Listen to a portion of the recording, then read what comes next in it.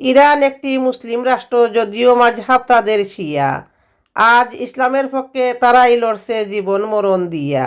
যারা নামে মুসলিম চুপচাপ থাকে, বন্ধু হয় তাদের জালিম। জুব্বা পরে টুপি মাথায় দিলে হয় না সবাই আলিম। ইমানদার যারা জিহাদ করে, তাদের ভরসা একমাত্র আল্লাহ।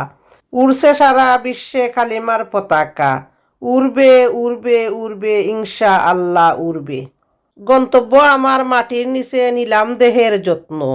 বুঝলাম না তো মাটির দেহের আমলই হলো রত্ন। কবরে কিন্তু 3টা প্রশ্ন, উত্তর দেওয়া সহজ নয়। মুনকার নাকির মুক্তি দেবে পাইলে মুমিনের পরিচয়। আসামি হইলে প্রথম রাতে আজাব দিবে ধরা, জাহান্নামের ফেরেশতা এসে পড়াবে হাত করা।